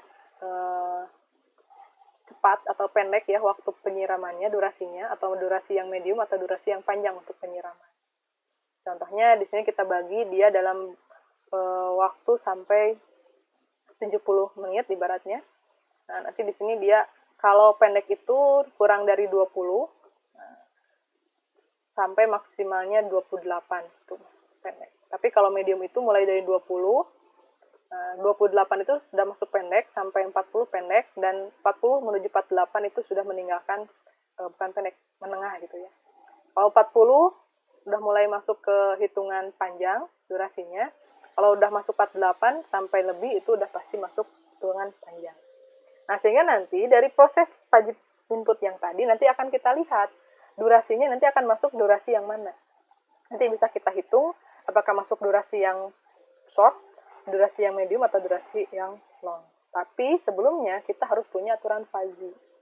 Nah, aturan fuzzy ini bisa teman-teman ambil dari aturan berdasarkan fakta, berdasarkan SOP, ataupun berdasarkan dari pakar. Bagaimana dari suhu sebagai variabel bebas dan kelembapan sebagai variabel bebas bisa mempengaruhi dari si variabel yang tidak bebas. Ini adalah nilai dari variabel yang tidak bebas, dari durasi tersebut. Contohnya, kalau suhunya sangat dingin, tapi kelembapannya kering, berarti harus penyiraman dalam jangka waktu yang panjang.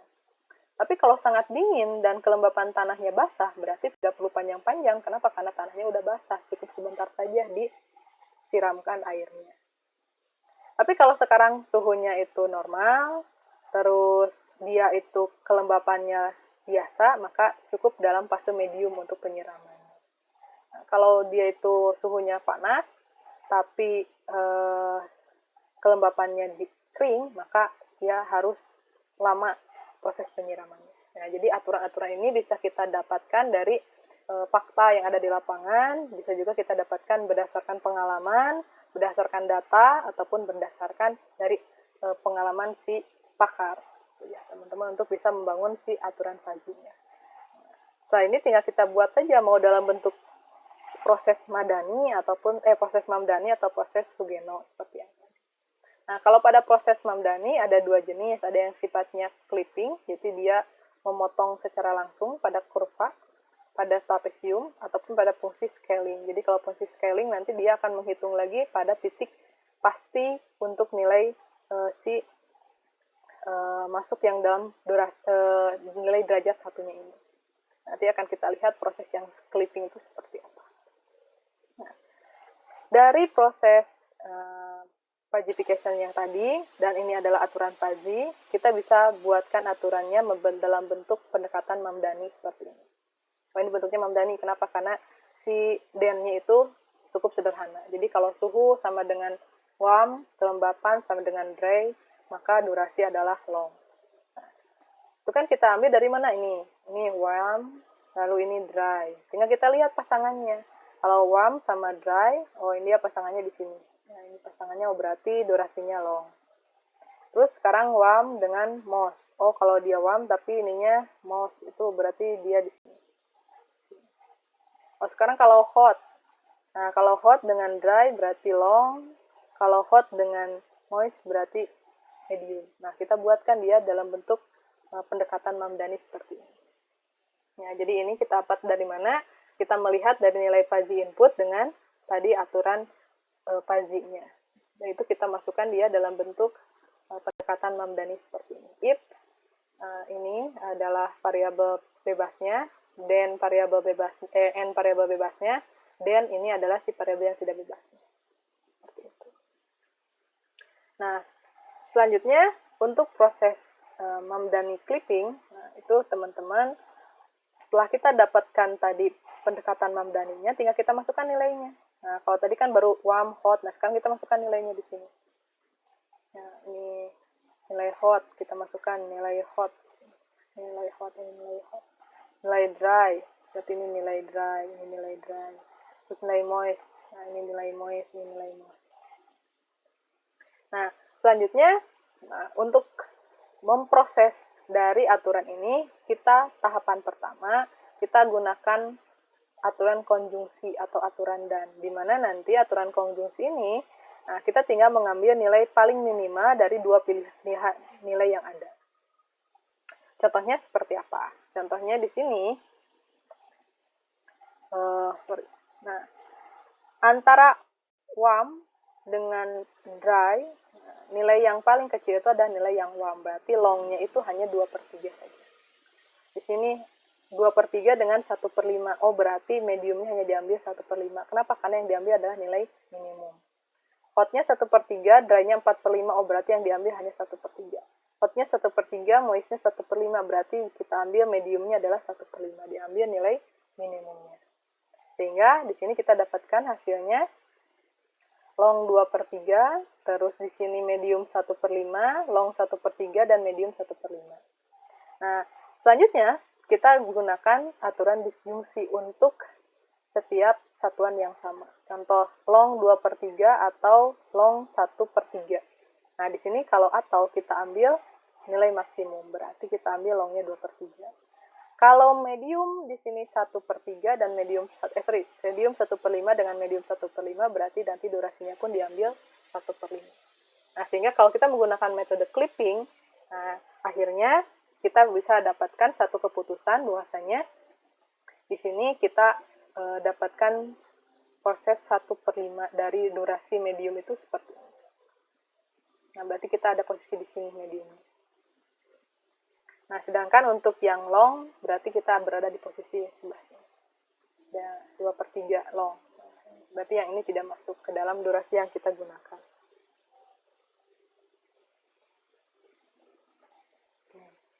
Sedangkan kalau kita menggunakan inferensi model Sugeno, nah kalau model Sugeno kita buatnya dia dalam bentuk seperti ini.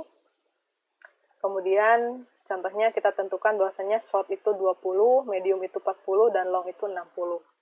Nah, setelah kita tentukan, kemudian kita masukkan, nah 1/5 dari medium, berarti dia hanya sampai di sebelah sini, nah, 1/5 dari 40, lalu yang 2/3 long, berarti dia dapatnya 2/3 dari 60. Seperti itu untuk model Sugeno ini. Nah, sekarang sudah kita dapatkan fuzzy output-nya. Nah, sekarang tinggal masuk proses defugification. Nah, proses defugification ini adalah proses kita untuk mengembalikan dari bentuk fuzzy ke dalam bentuk crisp lagi. Ada berbagai macam metodenya, teman-teman. Di sini yang saya perlihatkan ada 3 metode. Nah, contohnya ini dari hasil tadi, Madani model clipping, nah, kita dapat longnya 2/3 dan mediumnya 1/3. Di sini kita gabungkan ya. Ini yang tadi 1/5 medium dan ini 2/3 long, kita gabungkan. Sehingga nampaklah daerah yang diarsir warna biru, maka ini adalah daerah yang menjadi output, nah, set himpunan outputnya. Nah, sekarang tinggal kita pilih. Contoh, kalau kita menggunakan defugification dengan metode centroid, di sini metode centroid itu kita tinggal menentukan titik-titik secara acak. Nah, contoh di sini saya menentukan ada 10 titik pada batas ya. Nah, contohnya di sini ada titik 24, 28, 32 sampai dengan titik ke 90. Semuanya saya ambil dalam batas ini. Kemudian kita masukkan nilainya. Ini tadi nilai batasnya 24, 28 dikali 1/5. Kenapa? Karena 24 sampai 40 itu posisinya ada di dalam 1/5 medium. Sedangkan yang lebih dari 40, nah berarti di sini 48 sampai 90 itu sudah dikalikan pada 2/3 long. Berarti di sini yang 48 sampai 90 dikalikan pada 2/3, sedangkan yang 24 sampai 40 dikalikan 1/5. Oh, ini adalah derajat keanggotaan dari setiap titik yang tadi dipilih. Kemudian tinggal kita hitung, 24 ditambah-tambah dikali 1/5, 48 ditambah-tambah dikali 2/3, dapatlah nilainya 32 dan 232. Kemudian ini 1/5 ditambah-tambah, semuanya dapatlah 4,33. Lalu tinggal kita bagi, nah, dapatlah hasilnya 60,97. Nah, berarti kalau kita menggunakan metode Mamdani clipping dengan defugification-nya centroid method, maka tadi dengan kita memiliki suhu 37 derajat dan kelembapan 12%, durasi penyiramannya adalah long 60,97 menit. Kalau kita lihat, maka 60,97 menit itu berarti berada di posisi sebelah sini. Kalau kita menggunakan seperti itu. Nah, tapi juga kita bisa menggunakan metode-metode yang lain. Teman-teman nanti tinggal baca saja, selain metode centroid ada metode. Contoh untuk defugifikasi pada pendekatan Sugeno. Pendekatan Sugeno nanti kita gabungkan, berarti di sini kita punya 2. Ada yang 1/5 dari 40 dan ada 2/3 dari 60. Nah, kalau di sini kita menggunakan metodenya Haig method, nah, itu nggak usah susah-susah.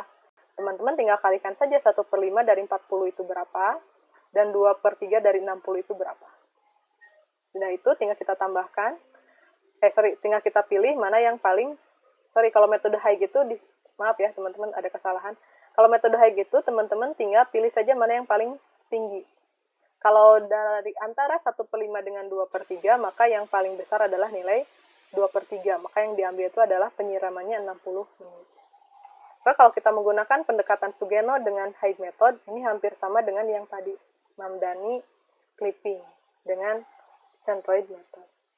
Nah, atau kita bisa juga menggunakan defugification-nya menggunakan metode Haig method, yang tadi saya hitung 1/5 dikali 40, 2/3 dikali 60. Terus diper 1/5 dan 2/3, nanti dapat hitungannya adalah 55,38.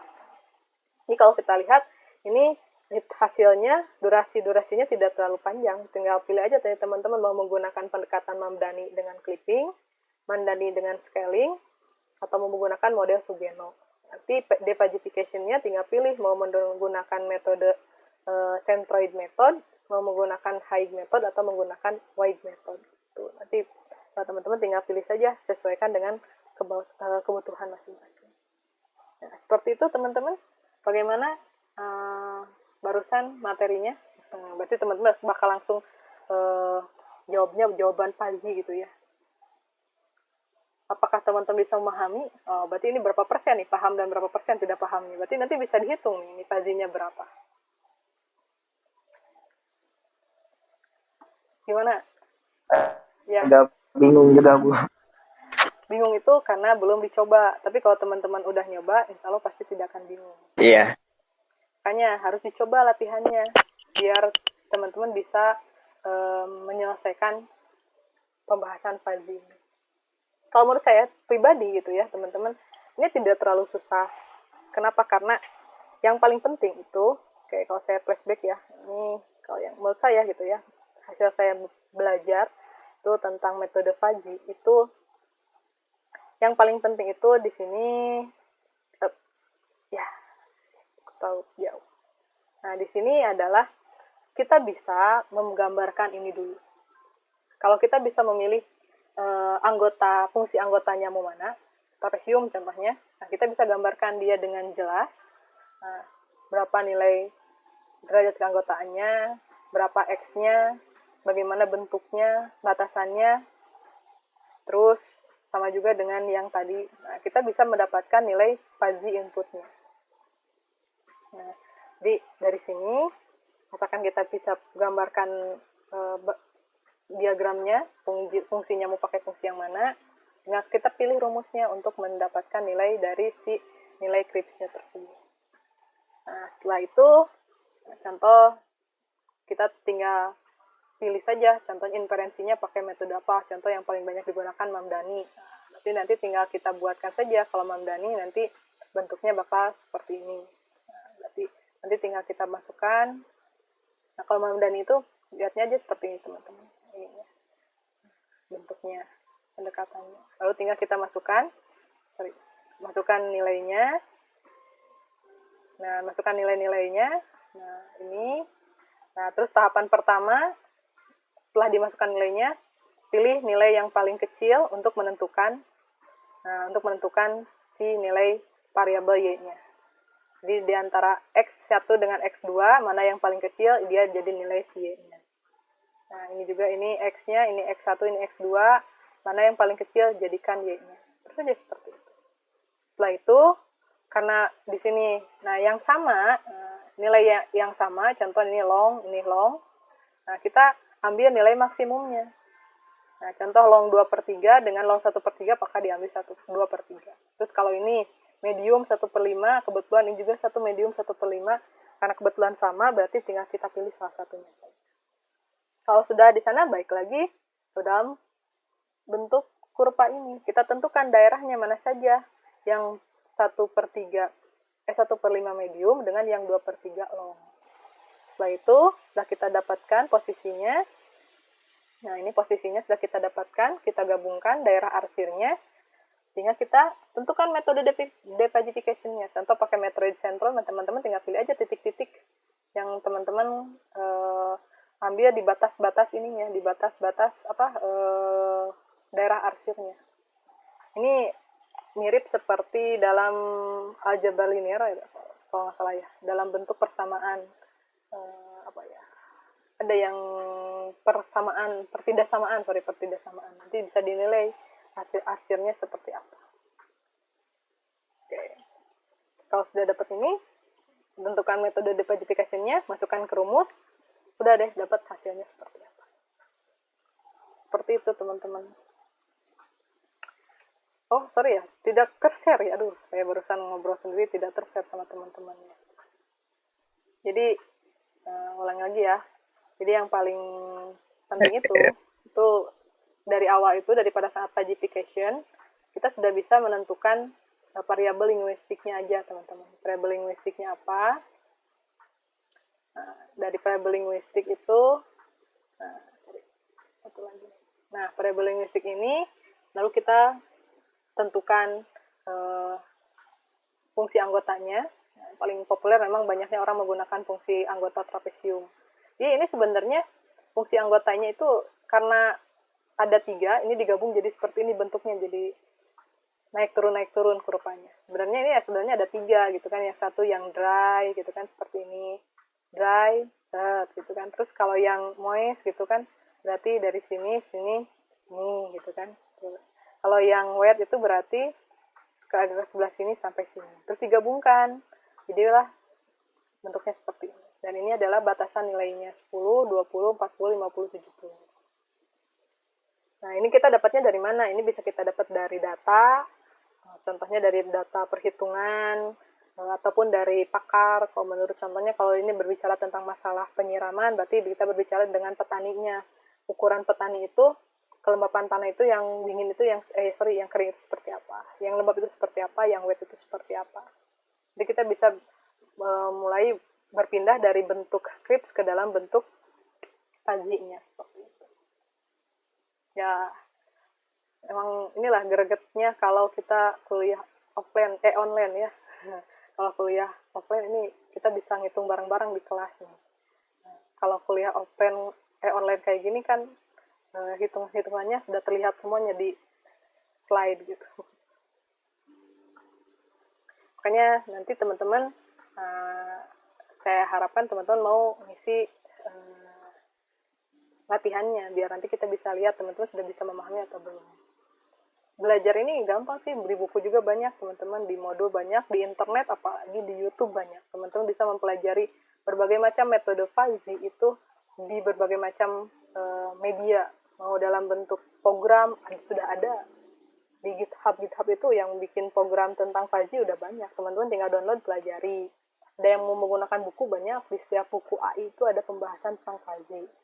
Ataupun mau di website banyak, di YouTube banyak, di penelitian hasil orang lain pun banyak yang membicarakan tentang masalah fuzzy.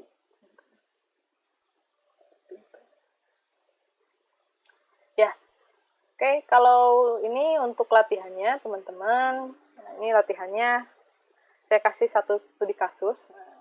Ini ada studi kasus tentang penentuan jumlah produsen minyak sawit ya. Ini dia punya data. Ini adalah data produksi, data ini permintaan, dan ini adalah persediaan. Yang menjadi variabel inputnya adalah persediaan dan permintaan. Jadi ini variabel X-nya, teman-teman. Ini X-nya. Ini X-nya jadi variabel yang bebasnya, dan ini adalah Y-nya, variabel yang tidak bebasnya. Karena nanti outputnya itu dihitung adalah jumlah produksinya. Nah, nanti kita akan menggunakan nilai linguistiknya 3, rendah, sedang, dan tinggi untuk setiap permintaan, persediaan, dan produksi. Untuk menentukan batasannya, teman-teman nanti tinggal hitung saja dari data yang ada di sini. Nah, rendah itu tinggal lihat aja posisi persediaan paling rendah di angka berapa, posisi yang paling tinggi di angka berapa. Nanti teman-teman tinggal buatkan saja kurvanya, mau bentuknya kurva trapesium, nanti tinggal bikin kurva trapesiumnya seperti apa. Jadi kalau kurva trapesium berarti nanti tinggal set gitu kan ya. Nanti kita contoh dapat nilai paling kecil itu nilainya contohnya 20, paling besar contohnya dapat nilai 27 gitu kan. Berarti nanti tinggal kita lihat aja contoh seperti ini, nanti tinggal ketikkan titik yang mulai persediaannya tinggi itu yang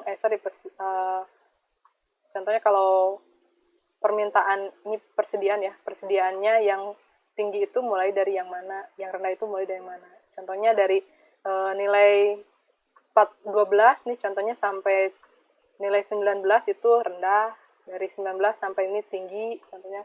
Terus seperti apa nanti teman-teman tinggal bikin tentukan fungsi keanggotaannya masing-masing. Kalau menggunakan trapesium berarti bentuknya dibuat seperti ini, berarti ada yang seperti ini kan gitu ya, karena 3 berarti nanti bentuknya seperti ini.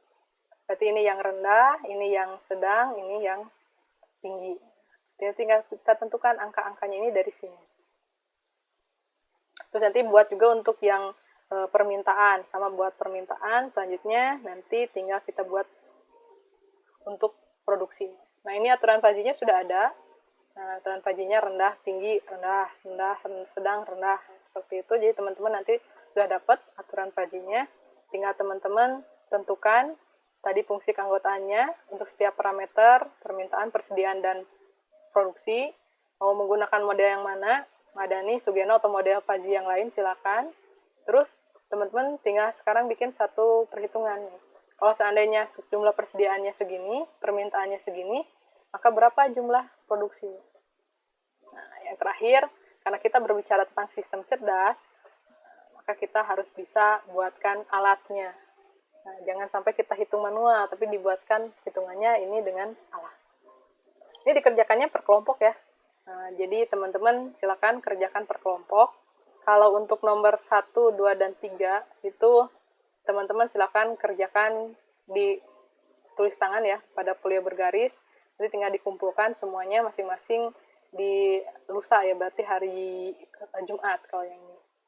Sedangkan kalau yang nomor 4 itu teman-teman saya kasih waktu sampai 2 minggu ya, 1 minggu untuk proses pembuatan. Nah, teman-teman nanti buatkan aplikasinya, lalu buatkan video demonya.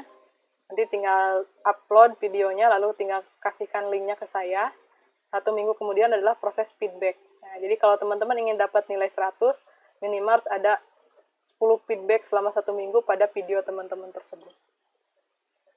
Seperti itu untuk tugasnya. Ada yang ditanyakan dari teman-teman? Silakan untuk tugasnya mungkin. Untuk contoh Ibu nomor 4 Ibu, Contoh nomor ada 4. contoh gitu. Oh, programnya. Ada banyak di Google. Saya kemarin udah Iya, Bu. searching, ada yang menggunakan PHP kebanyakan. Jadi itu sebenarnya isinya tentang if then else saja ya teman-teman. Jadi kalau pakai PHP teman-teman tinggal bisa membuat proses if then else-nya. Jadi dari kurva itu ya teman-teman, kurva itu nanti tinggal teman-teman tentukan apakah dia itu posisinya di setelah A kurang dari B, ataukah posisi dia itu B antara B dengan C, ataukah antara posisi C dengan D. Nanti tinggal panggil aturannya. Nah, terus kalau seandainya untuk proses aturan Faji-nya kan itu sudah pasti ya pakai if then else, if anu else anu. Nah, kalau mau paling enak sih teman-teman gunakan MATLAB. Teman-teman pernah nyobain MATLAB? Nah, kalau di MATLAB itu sudah ada satu fungsi Faji. Jadi teman-teman tinggal bikin tabelnya saja. Nanti tinggal masukkan fungsi-fungsinya di Faji, di MATLAB. Nanti dia bisa generate fungsinya sendiri, terus nanti dia bisa menentukan hasilnya sendiri. Tapi kalau sebenarnya teman-teman bingung pakai MATLAB, teman-teman bolehlah pakai PHP atau yang lainnya. Silakan. Saya kemarin udah searching banyak kok contoh-contoh codingan pakai PHP, pakai Python, terus pakai MATLAB, terus juga kalau yang di YouTube juga udah banyak sih. Nah, sebenarnya intinya adalah if then else dan rumus di fungsi keanggotaan yang tadi sudah dijelaskan. Jadi kalau kita sudah menentukan fungsi anggotanya, fungsi anggota yang ini, nah fungsi keanggotaan, nah, berarti kalau kita mau pakai yang trapesium yang tadi kan, kayak gini kan trapesium itu, berarti kan di sini kita punya ada A, ini kan, ada B, ada C, ada D. Nah, ini kan tinggal range-nya ini dari 0 sampai 1. Ini 0, ini 1. Jadi tinggal kalau X yang dimasukkannya di antara A dan B, rumusnya apa, gitu kan. Di antara B dengan C, rumusnya apa. Di antara C dengan D, rumusnya apa. Lebih dari D berarti udah pasti 0. Lebih dari A udah pasti 0. Nah, itu rumusnya tinggal dikonversi ke bagian program. Kalau teman-teman bisanya PHP, ya tinggal pakai if then else. Kalau pakai Java, if then else juga sama. Nah, itu sih intinya teman-teman bisa bikin ini. Terus juga nanti kalau yang untuk aturan Faji, kan ini udah pasti ya. If permintaan sama dengan rendah, and persediaan sama dengan tinggi, dan produksi sama dengan rendah. Nah, ini udah kebayang lah sama teman-teman ya semuanya. Kalau untuk proses yang disjungsi dengan konjungsi, tadi udah dikasih tahu. Kalau nilainya, contohnya rendahnya itu 1/3, tingginya itu contohnya adalah 2/3. Berarti nanti kalau menggunakan konjungsi, nah berarti kita ambil nilai minimum. Kalau setelah kita dikonjungsikan, tinggal didisjungsikan. Kalau disjungsi, ambil pada variabel Y yang sama, nah terus kita ambil nilai yang paling maksimal. Setelah itu, tinggal kita tentukan mau pakai metode yang mana. Mau pakai metode defajification-nya, mau pakai metode centroid method, Haig method, atau Weig method. Kalau teman-teman SMA mau pakai yang Weig method saja, jadi kalau Weig method nanti tinggal kita lihat saja posisi tinggi rendah dan tinggi rendah sedangnya itu berapa, terus berapa persen nilai fazinya tinggal dikalikan dengan nilai tinggi, sedang, dan rendah yang Kripsnya. Dan itu kita gabungkan, dapatlah nilai si Weig-nya. Nah, itu contohnya. Kemarin juga saya sudah lihat ada yang membahas codingan PHP untuk si fuzzy ini. Jadi saya kira teman-teman nanti tinggal googling sebanyak mungkin untuk bisa membantu proses penyelesaian tugas yang nomor 4. Ya, silakan, ada lagi yang ditanyakan? Halo? Baik, mengerti Bu. Oke, sip. Dicoba dulu aja ya. Nanti seperti biasa kalau ada masalah jangan Iya. sungkan-sungkan, tanyakan di grup atau langsung WA ke saya. Nanti biar kalau masalahnya memang cukup rumit, nanti kita akan bahas minggu depan di meeting kita, sehingga nanti bisa lebih jelas lagi. Oke, seperti itu teman-teman Baik, Bu. semuanya. Untuk minggu depan, kalaupun seandainya masalah fuzzy ini tidak ada masalah, berarti kita akan lanjut ke learning. Nanti saya akan memperkenalkan berbagai macam metode learning, yang khususnya adalah si jaringan saraf tiruan. Nah, kalau seandainya tidak ada yang ditanyakan, nah mungkin sampai di sini dulu ya materi kita hari ini. Terima kasih atas kehadiran semuanya, kelas B yang selalu semangat di setiap Rabu pagi. Nah, jangan lupa kerjakan tugasnya, nanti submit di Classroom.